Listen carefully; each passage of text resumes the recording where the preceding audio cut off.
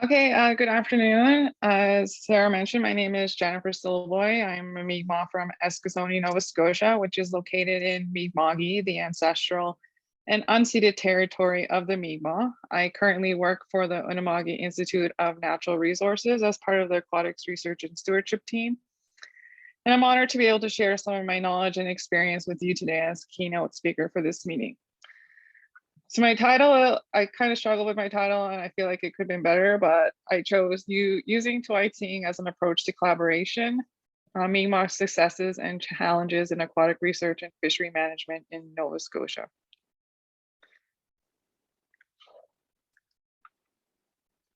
Okay, it's not letting me go, there we go. So the Unama'ki Institute of Natural Resources is an organization that represents the 5 Mi'kmaq communities of Unama'ki on natural resource issues. Our 3 goals are to provide resources for Mi'kmaq equal participation in natural resource management in Unama'ki and its traditional territory, to strengthen Mi'kmaq research in natural resource management while maintaining our traditions and worldviews, and to partner with other groups sharing the same desire to protect and preserve our resources for future generations.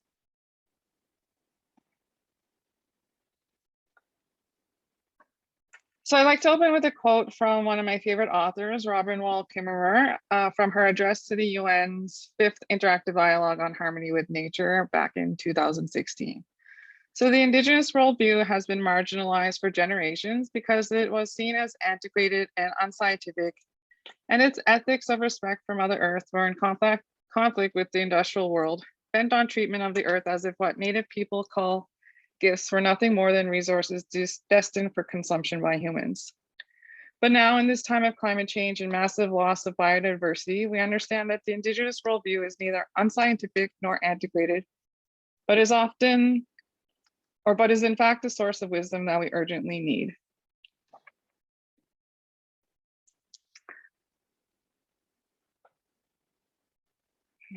Keep doing this. Okay, there we go. Oops.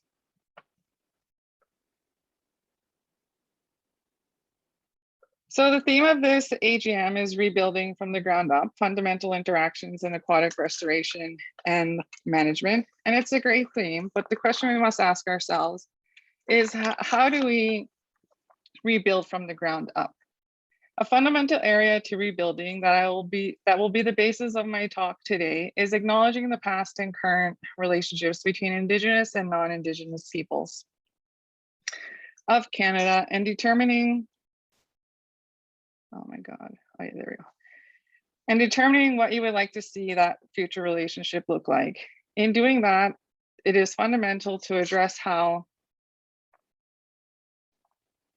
Indigenous people's relationships with the earth is different from what non-Indigenous people see it as. So Indigenous peoples have a special relationship with the earth and all of living things in it. This relationship is based on a profound spiritual connection to Mother Earth that has guided Indigenous peoples to practice reverence, humility, and reciprocity. It's also based on the subsistent needs and values extending back thousands of years. Indigenous knowledge has provided our people with the tools to care for Mother Earth and our sacred sites. This knowledge can be shared with industry for the betterment and survival of all peoples, and as Robin's quote stated, is a source of wisdom that we urgently need. An integral part of building is reconciliation. In Canada, the process of reconciliation is tied to the federal government's relationship with Indigenous people. The term has come to describe attempts made by individuals and institutions to raise awareness about colonization and its ongoing effects on Indigenous peoples. Reconciliation also refers to efforts made to address the harms caused by various policies and programs of colonization. For some, the word represents an opportunity to reflect on the past, to heal, and to make right. For others, however, current gestures of reconciliation are merely performative and lack meaningful action to address the harms done by colonization. The term reconciliation has become such a buzzword in the last several years, and personally, I'm not a big fan of the term, because the word implies that a good relationship once existed and that you're working on reconciling that relationship. But what if the relationship was never good? We need a process of conciliation, described in the dictionary as the action of mediating between 2 disputing people or groups before reconciliation can occur. To me, rebuilding is a better term because it means to build something again after it has been damaged or destroyed. And the many systems and structures in Canada need to be rebuilt because our relationship between people, species, land, and water is damaged. We cannot afford to continue on the path we have been on since these institutions, systems, and structures have been put in place. The reconciliation process is important for all Canadians because it's about the basics of how we treat each other as fellow human beings and the kind of relationships and communities we want to build for the future. So how do we rebuild? Where do we start? Luckily, there are a number of tools out there that we can use to guide us. On June 21st, 2021, Bill C-15, the United Nations Declaration on the Rights of Indigenous Peoples Act, received royal assent and became law. The United Nations Declaration on the Rights of Indigenous Peoples is the most comprehensive international human rights instrument to specifically address their economic, social, cultural, political, civil, spiritual, and environmental rights. In its own words, the Declaration sets out minimum standards necessary for the dignity, survival, and well-being of Indigenous peoples. Every day, First Nations are exercising rights affirmed in the UN Declaration, including the right to self-determination. First Nations also frequently reference the UN Declaration in decision-making, policy statements, and in exercising and inherent and treaty rights. So Article 31 says that Indigenous peoples have the right to maintain, control, protect, and develop their cultural heritage, traditional knowledge, and traditional cultural expressions, as well as the manifestations of their sciences, technologies, and cultures, including human and genetic resources, seeds, medicines, knowledge of the properties of fauna and flora, oral traditions, literatures, designs, sports, and traditional games, and visual and performing arts. They also have the right to maintain, control, protect, and develop their intellectual property over such cultural heritage, traditional knowledge, and traditional cultural expressions. This article should be used as a reference point for work concerning the intellectual property rights of Indigenous peoples. The Truth and Reconciliation Commission released its summary report and findings on June 2nd, 2015, after 6 years of hearings and testimony from more than 6,000 residential school survivors and their loved ones. The report includes 94 calls to action to be followed if Canada is to address the cultural genocide of Indigenous peoples as enacted with the residential school policy and achieve true reconciliation. As is often stated, reconciliation is not an Indigenous problem, it's a Canadian problem, and every Canadian needs to be aware of it and find ways and means to support it. To date, 11 calls to action have been completed since the release of the report in 2015. That's fewer than 2 a year. One of the completed calls is number 43, which calls on federal, provincial, territorial, municipal governments to fully adopt and implement the UN Declaration as a framework for reconciliation. One that is relevant here and is also being addressed by the AGM's team and by the inclusion of Indigenous presenters, including myself, is number 92. More specifically, Section I, which calls on the corporate sector to commit to meaningful consultation, building respectful relationships, and obtaining the free, prior, informed consent of Indigenous peoples before proceeding with economic development projects. Unfortunately, without personal connections to Indigenous communities, many Canadians fail to grasp the depth of intergenerational impacts of residential schools and associated systemic racism. Consequently, reconciliation remains an elusive concept. I read this great paper by Wang et al., published in Facets in 2020, that outlines 10 calls to action to natural scientists to enable reconciliation in their work. The authors witnessed examples where natural scientists treat Indigenous communities with blatant disrespect or with ignorance of Indigenous rights and felt the need to do something to prevent it from continuing to happen. These 10 calls to action challenge the scientific community to recognize that reconciliation requires a new way of conducting natural science, one that includes and respects Indigenous communities, rights, and knowledge leading to better scientific and community outcomes. So the calls to action are: 1, we call on natural scientists to understand the socio-political landscape around their project sites. We call on natural scientists to recognize that generating knowledge about the land is a goal shared with Indigenous peoples and to seek meaningful relationships and possible collaboration for better outcomes for all involved. We call on natural scientists to enable a knowledge sharing and knowledge co-production. We call on natural scientists studying animals to seek out advice from elders for respectful ways of handling animals. 5, we call on natural scientists to provide meaningful opportunities for Indigenous community members, particularly youth, to experience and participate in science. 6, to decolonize the landscape, we call on natural scientists to incorporate Indigenous place names as permitted. 7, we call upon natural scientists and their students to take a course on Indigenous rights and history. We call on funding bodies to change approaches to funding. 9, we call on editors of all scientific journals to recognize that publication of research on Indigenous knowledge and cultural resources require review and permission from the respective Indigenous communities. And finally, we call on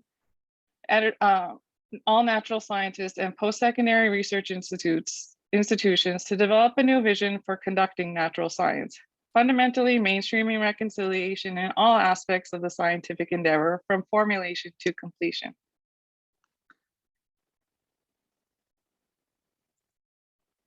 So in September 2015, Canada and all the United Nations member states adopted the 2030 Agenda for Sustainable Development, which is a shared blueprint for partnership, peace, and prosperity for all people and the planet now and into the future.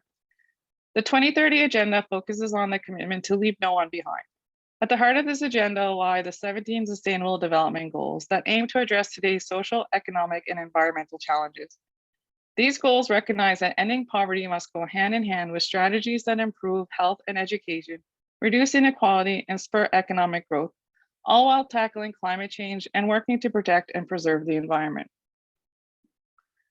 For Canada, the 2030 Agenda calls for concerted efforts to build an inclusive, sustainable, and resilient future, a secure world founded on human rights and the rule of law, free from poverty and hunger.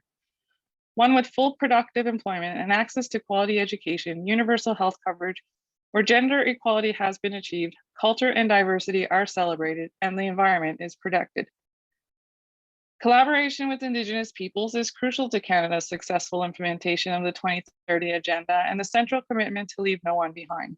Engagement with Indigenous partners and national Indigenous organizations will strengthen cooperation to develop an integrated approach to advancing the SDGs.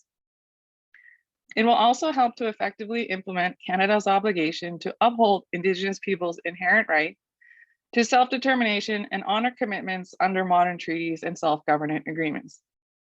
They created 30 concrete federal actions to advance progress on the 2030 Agenda framework and 30 national ambitions to achieve the 2030 Agenda in Canada. Some of the actions that are relevant to you are 13, support First Nations, Métis, and Inuit-led research initiatives, protocols, and governance structures, and partner with schools, universities, and academic institutions, and research networks to support research, development, resource sharing, and youth engagement in the SDGs. 24, raise awareness about Indigenous ways of knowing among all Canadians. 25, support the development of resources that connect the past, present, and future experiences of First Nations, Inuit, and Métis communities in Canada to the 2030 Agenda. And 26, to enhance collaboration between different levels of government, the private and nonprofit sectors, research communities, and support the development of new and innovative partnerships, approaches, and breakthroughs to advance the multiple SDGs. So as you can see, the pieces to help you rebuild from the ground up are all there. But the question now is, how do we put them together? So the effective management of aquatic habitats and fisheries are essential to ecosystems and society. To be truly effective, partnerships with science, communities, and decision makers are required at a range of scales. By approaching aquatic research and fisheries management through an Indigenous lens means that cultural values, beliefs, and protocols, ceremony, storytelling, and government, according to our own laws, policies, standards, and understanding, play just as crucial a role as the scientific observation and experimentation. I will now take you down the path of how Mi'kmaq and Unama'ki have rebuilt from the ground up, using our salmon consultation as an example to show how Indigenous, non-Indigenous, government, researchers, and other stakeholders learned how to work together effectively to better manage salmon in Nova Scotia.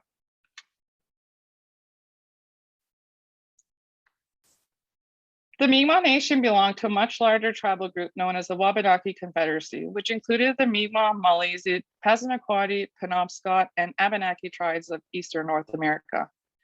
Pre-contact, the Mi'kmaq Nation was divided into 7 districts, each led by a district chief. Together, they made up the Mi'kmaq Grand Council, or Santi Mawiomi, which were governed by consensus over the entire territory and its people. The Mi'kmaq Nation was orderly, well-governed, strong, knowledgeable, and successful. The traditional Grand Council continues to exist, but its authority to govern has been largely transferred by the Indian Act to the elected chiefs and councils of each community.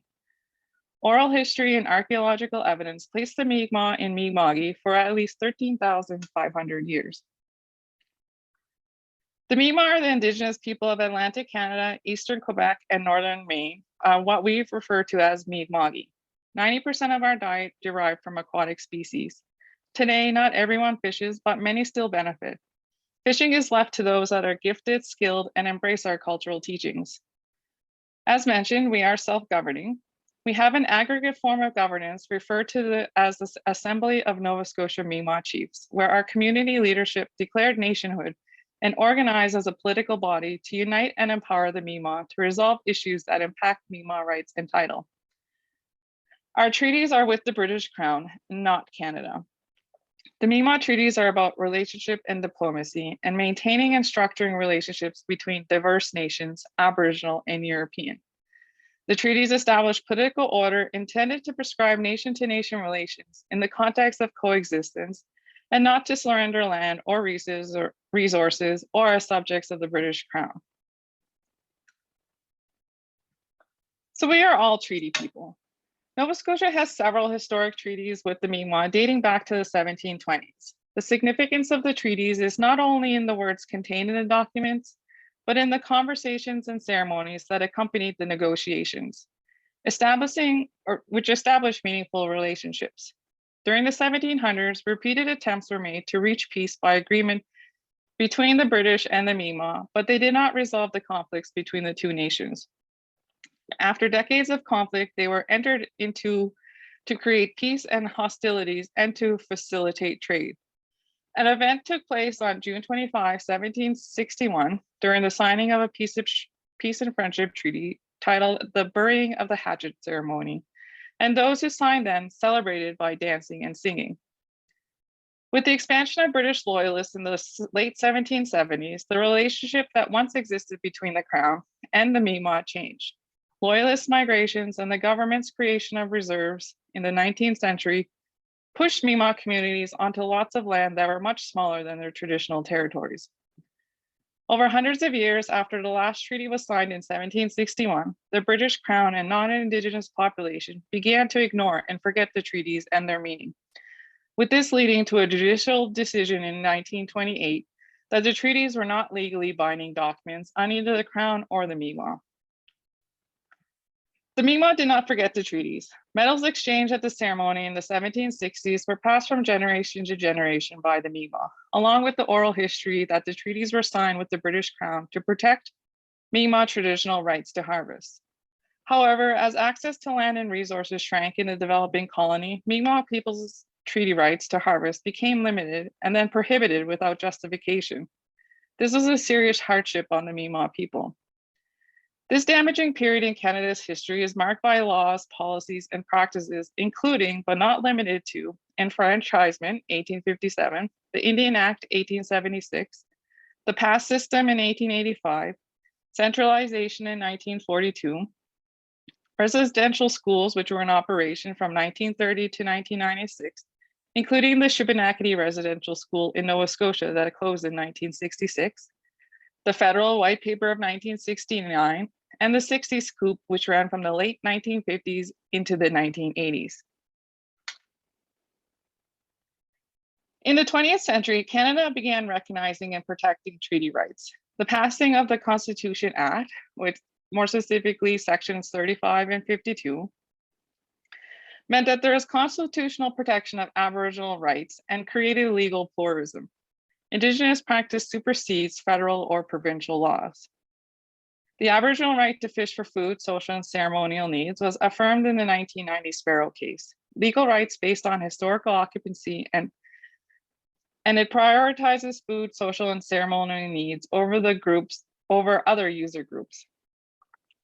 Various descendants of the Mi'kmaq signatories of the Peace and Friendship Treaties relied on the treaties in court to have the province of Nova Scotia and Canada recognize and protect their treaty rights. These include landmark case in 1928, Mi'kmaq Grand Chief Gabriel Sylliboy versus the Crown, James Matthew Simon versus the Queen in 1986, and more famously, Donald Marshall Jr.'s cases in 1999, decisions 1 and 2, which affirmed our treaty rights to fish for a moderate livelihood. In 2004 and 2005, the Supreme Court released a trilogy of decisions consisting of the Haida Nation versus British Columbia, the Taku River Tlingit First Nation versus British Columbia, and the Mikisew Cree First Nation versus Canada. These three cases established certain procedural protections for Aboriginal and treaty rights. They also clarified the basis for the Crown's duty to consult and outlined a general framework for its implementation. The landmark case of the trilogy is the unanimous judgment in Haida Nation, in which the Supreme Court established that the Crown has a duty to consult Indigenous peoples when it tends to act in a manner that may adversely affect potential or established Aboriginal or treaty rights. The duty of the Crown to consult means there's a commitment to engage in a meaningful process. It does not necessarily imply an agreement needs to be made, but it must include accommodation. And it depends on the seriousness of the potential impact to existence of the right or treaty, and it implies First Nations must have processes to be engaged. So as I said, in 2015, the Truth and Reconciliation Commission defined reconciliation as the process of establishing and maintaining a mutually respectful relationship between Aboriginal and non-Aboriginal peoples in this country. And that in order for reconciliation to happen, there has to be awareness of the past, an acknowledgement of the harm that has been inflicted, and atonement for the causes and action to change behavior. On August 28, 2019, Bill C-68 and Bill C-69 came into force, which provided changes to legislation in Canada to consider Indigenous knowledge in the decision-making process. Bill C-68, an act to amend the Fisheries Act, strengthens some protections for aquatic species and protects the interests of people who depend on them, particularly Indigenous communities. It gave an obligation requiring the minister to consider, when making certain decisions related to the fish and fish habitat protection and pollution prevention provisions of the Fisheries Act, that Indigenous knowledge of the Indigenous knowledge of the Indigenous peoples of Canada. Bill C-69 implements the new Impact Assessment Act, replacing the 2012 Canadian Environmental Assessment Act and overhauling the federal environmental assessment system. It includes specific provisions to ensure impact assessments are conducted in a manner that respects the rights of Indigenous peoples, advances interjurisdictional cooperation where applicable, and integrates Indigenous knowledge into the decision-making process.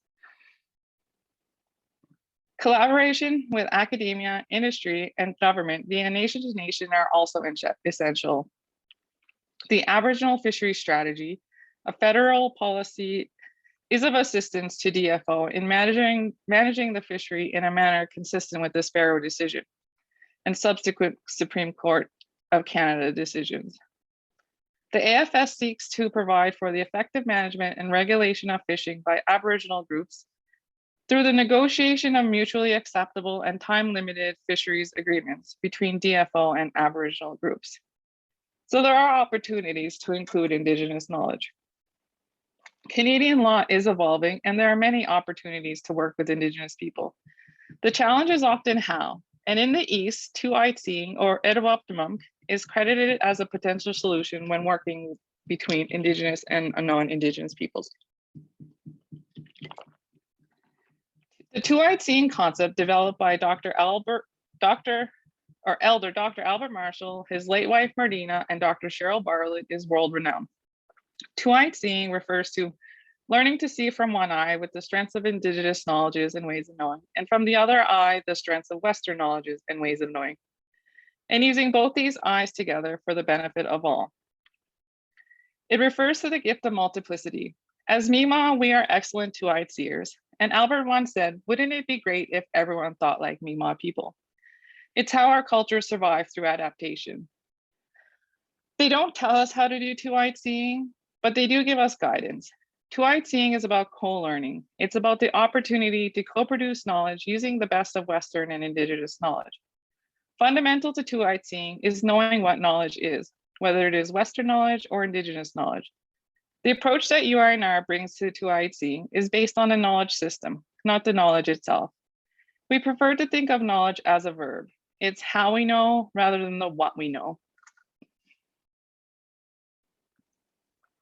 So when we refer to Indigenous knowledge, we often think of what we know, and it is to some degree. We see this in terms of local ecological knowledge, like where to find the fish or hunt, when, and the environmental cues that indicate when such an event is about to occur. But knowledge is a system, whether it is Indigenous or Western, community or institutional.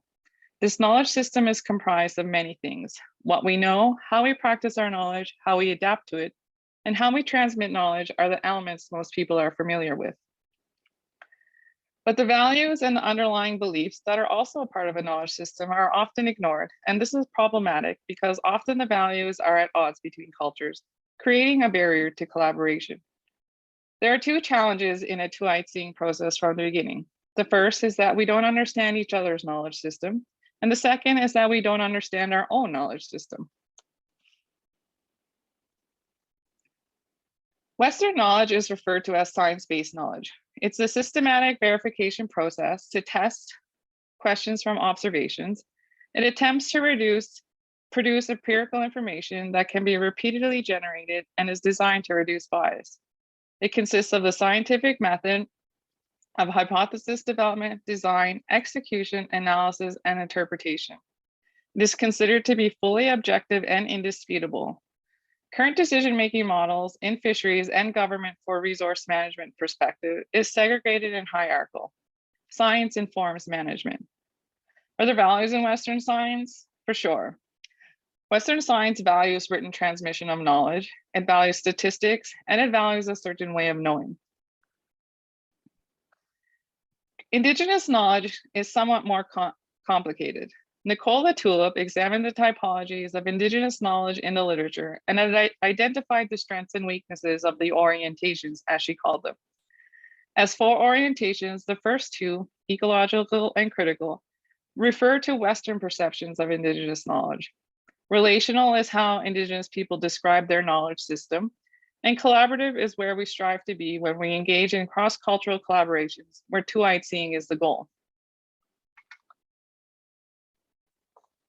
Ecological orientations of Indigenous knowledge is viewed as a gap filler. It supplements Western science and offers insights to ecological processes. It is recently rediscovered as a form of adaptive management where knowledge could contribute to sustainable management of resources. Weaknesses of this orientation is that it is extractive and reduced to observations and practices by resource managers. It neglects the living dimensions of Indigenous knowledge as the socio-ecological interdependence and spiritual dimensions. Often, ecological orientations are reduced to management rather than governance. This orientation of Indigenous knowledge is embedded in uneven colonial relations of power. There are no strengths to this orientation, but it's imperative that one understands the role of power within and between knowledge systems.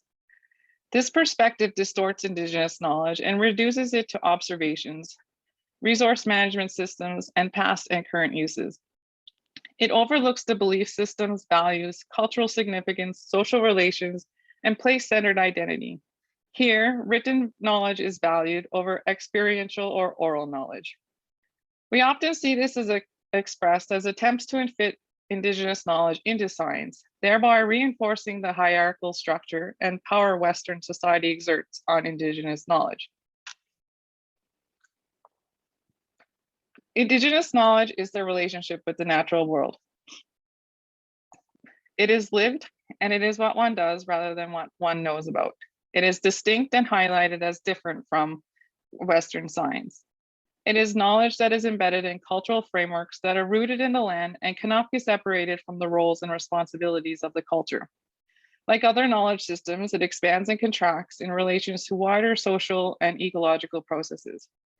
Indigenous knowledge systems in particular are driven by ethics as part of the value system, and governance is implied.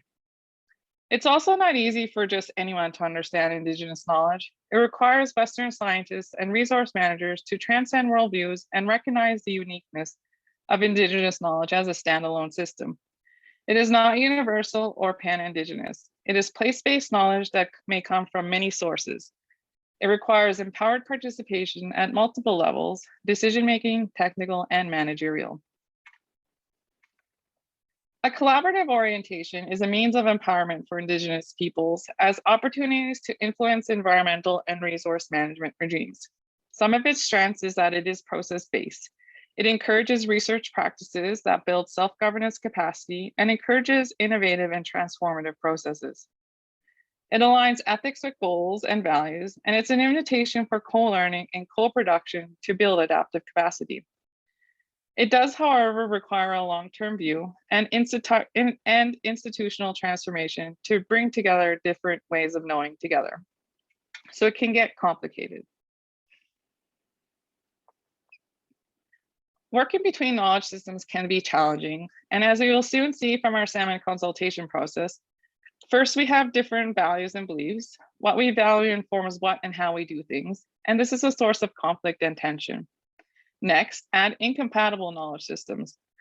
Western knowledge systems are based on post-positivism. Western scientists are trained and are products of institutionalized knowledge, where they are taught there is only one true way of knowing, that their way of knowing is objective and is reinforced by experts, scholars, and researchers and the institutions they are part of.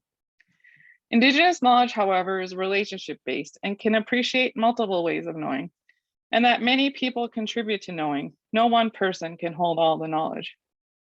Furthermore, add the different orientations of Indigenous knowledge, Western society views it and treats it very different.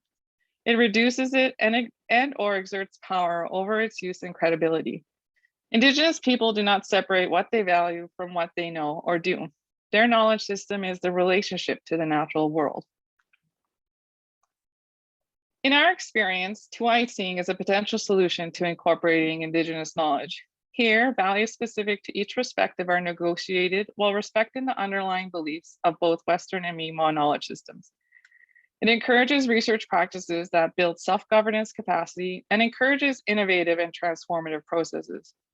It aligns ethics with goals and values, and it's an invitation for co-learning and co-production to build adaptive capacity. By having diverse perspectives, you will come up with better solutions and decisions to problems. And one of its strengths is that it is process-based. These processes are necessary, as Indigenous knowledge is not something you can learn about in a book. Here, methods of Western knowledge transmission don't apply. Incorporating and working in and among knowledge systems requires interaction. It takes time to understand that the underlying beliefs and value systems are very different between partners. And approaching it from a knowledge system of view is useful.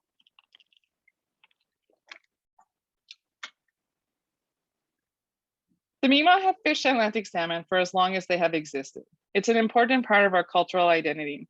However, Mi'kmaq people were restricted in where and how many salmon they could take. Following a record high number of returns to salmon to one of the rivers, they felt that they did not get their fair share and were never consulted on the impact recreational fishery was having to the availability of salmon for Mi'kmaq food, social, and ceremonial needs. There was pressure from the Mi'kmaq to have the Crown initiate consultation, and this took a couple of years. There were no similar places in place for consulting. The Mi'kmaq Nation did not have one voice and do not consider themselves recreational fishers. We're lucky that there is a special relationship between the Mi'kmaq and Nova Scotia and the federal and provincial governments. Even prior to case law outcomes requiring governments to engage in consultation, the Mi'kmaq, Nova Scotia, and federal agencies committed to developing a plan. In this plan contained the process for consultation referred to as the terms of reference. It laid out the rule of consultation. It doesn't commit any parties to come to an agreement. It's on record and with prejudice, and was adopted for our salmon consultation.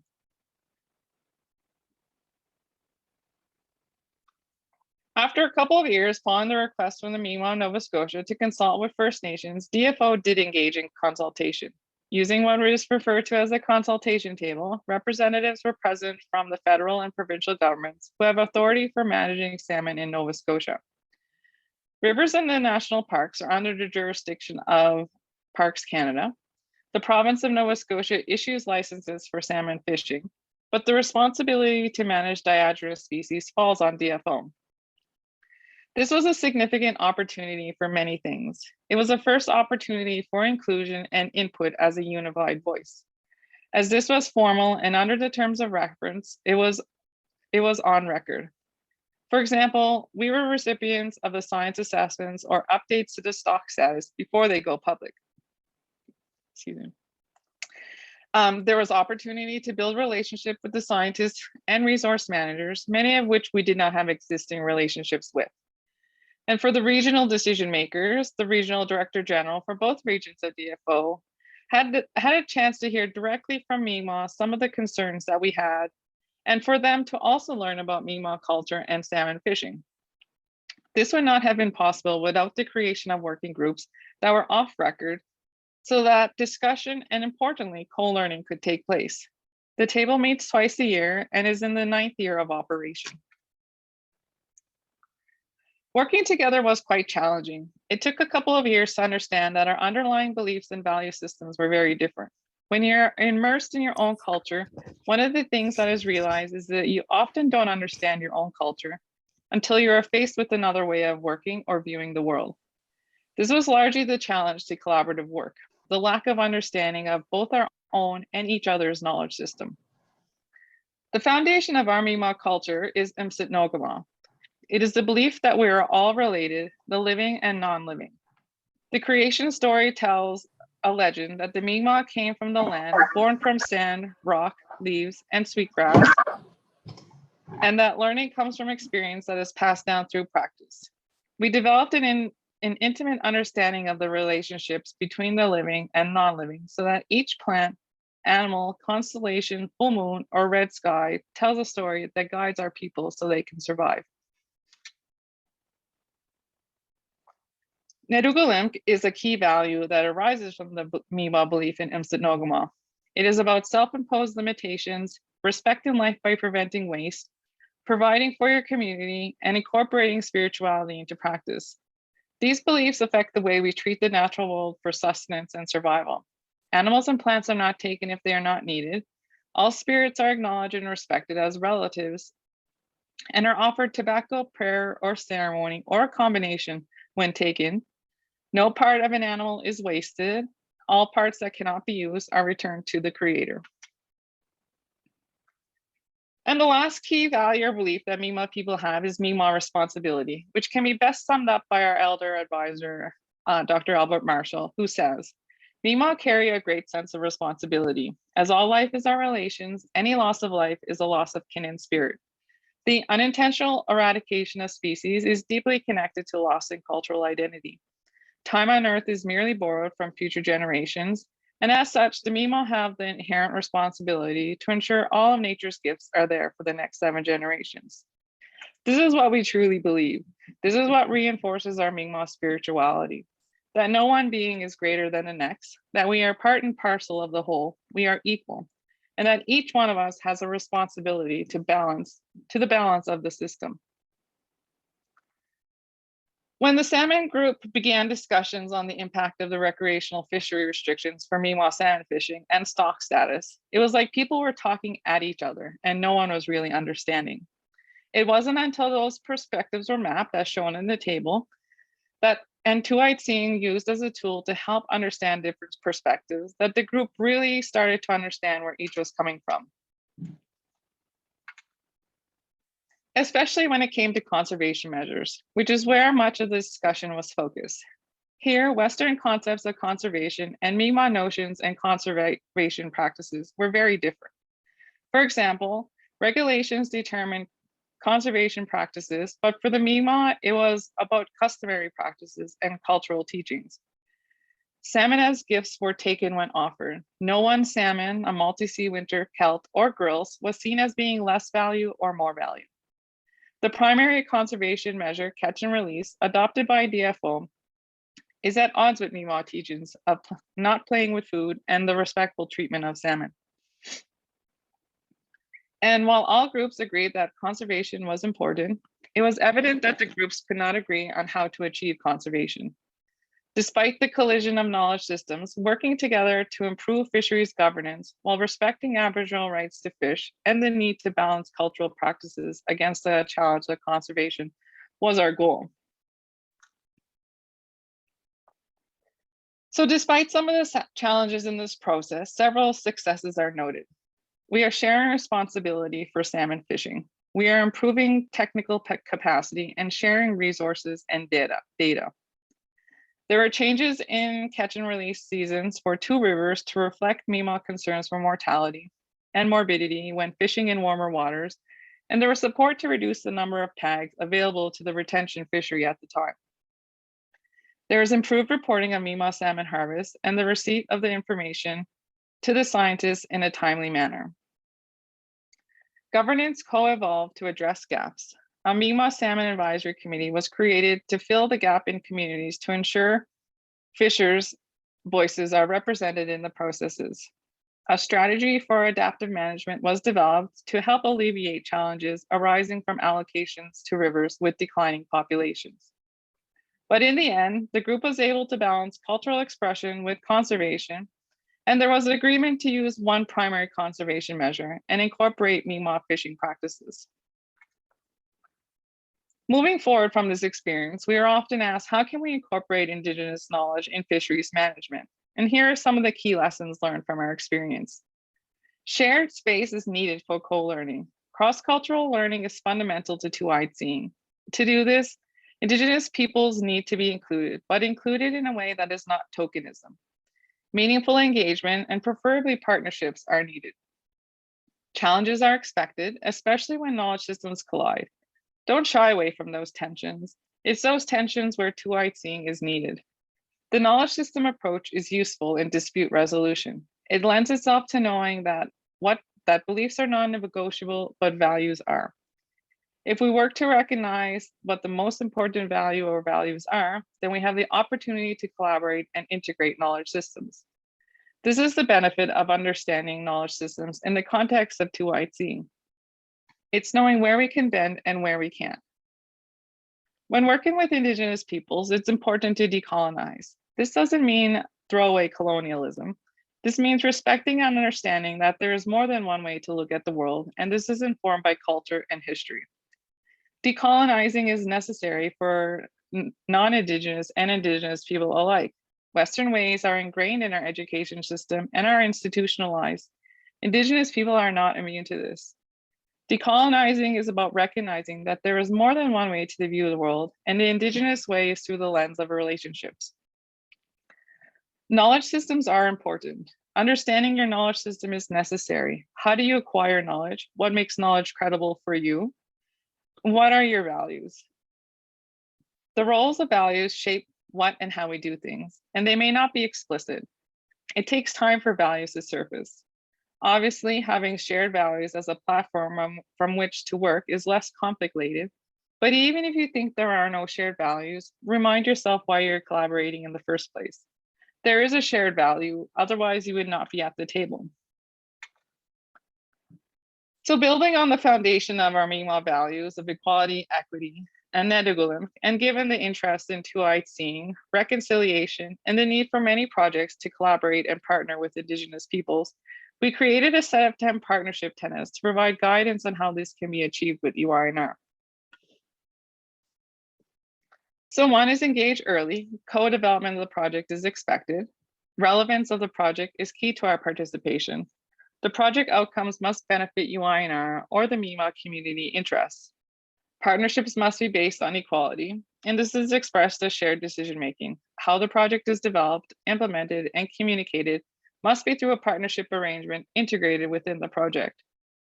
The preferred project governance arrangement is a steering committee, and in this form, all partners have an equal voice in project implementation and co-development of research questions, research methods and methodologies, products, and communications. The expectation is that a terms of reference will be co-developed with an emphasis on shared decision-making, roles and responsibilities clearly defined, and address how data is used to be shared and the incorporation of a conflict resolution process. Be aware that some projects may involve a local ethics review, and this takes time. Research must have minimal impacts to the environment, including to the species studied, community involvement, and the environment as examples. We encourage potential partners to work with us and to integrate ways we can minimize harm yet meet the research criteria to ensure a successful project. Budgets must be co-developed and incorporate the added expense of collaborative governance within the project. Resources to hire a community liaison have been successful in past projects and is recommended to ensure the project is supported by the resources necessary for its success. Co-authorship is expected on primary publications, project reports, and gray literature. And any project-related communication products, websites, social media, brochure, posters, etc., must be co-developed. These tenets can be found on our website link here, and they are based on Mi'kmaq values and experience, the lessons learned when partnering with other organizations. They assert how we want to partner and outline our expectations when partnering. Partnerships and collaboration is a process, and relationship building is the foundation. Two-eyed seeing is valuable to both Indigenous and non-Indigenous. It helps address concerns while understanding the relationship, and its applications are wide. It's not for the faint-hearted, it's for the big-hearted. It's for those who are interested, who care, and who are willing to put in the effort and are dedicated to making it happen. It's helpful to consider knowledge as a verb, and that processes are needed to mobilize knowledge systems.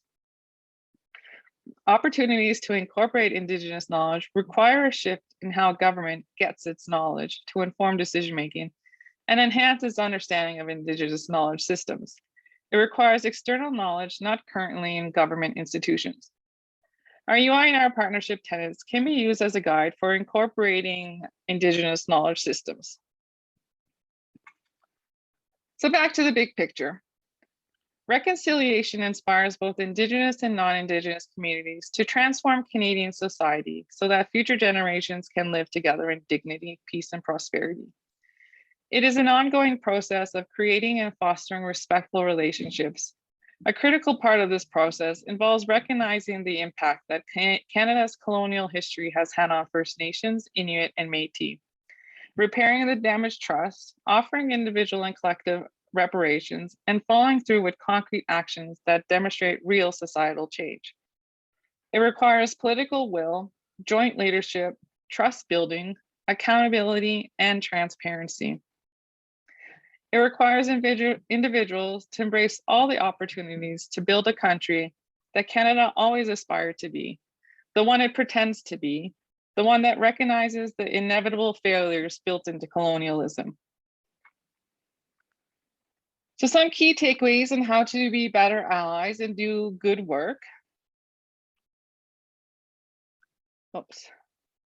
So Mi'kmaq understandings are about one view in a multitude of Indigenous views. All of the world's cultures, which include the Western sciences, have understandings to contribute in addressing the local to global challenges faced in efforts to promote healthy aquatic habitats and ecosystems. All people must learn two-eyed seeing so that knowledge of the physical is not separated from the wisdom of the spiritual. Reconciliation is required to rebuild trust and respect. Reconciliation will necessarily be long and deep and must not devolve into a shallow series of box-ticking exercises. Resist the urge to colonize the process of reconciliation itself. This is our way of life, and we don't expect everyone to understand our relationship with species and the environment. However, don't question it and don't put up barriers. Begin by listening. The tools and resources are out there. Nobody has to reinvent the wheel. Now it's your turn. We can't continue to rely on institutions, government, or companies to make great change. They won't. We as people can solve problems, rebuild relationships, make nuance, and transform this nation to better reflect our values, thoughts, and selves. We shouldn't have to wait for UNDRIP or further legislative reform. We have the ability to make change now. I hope that I provided you with some guidance, tools, and resources, as well as inspired you to better include Indigenous peoples and their knowledge in your everyday work. We all have a shared value. to better manage and restore aquatic fish and fish habitats. And we have a collective responsibility to ensure all of nature's gifts are here for the next 7 generations. In closing, I would like to leave you with some tree wisdom from Robin Wall Kimmerer's book, Braiding Sweetgrass. The trees act not as individuals, but somehow as a collective. Exactly how they do this, we don't know. But what we see is the power of unity. What happens to one happens to us all. We can starve together or feast together. All flourishing is mutual. Walalio, and thank you for your time today.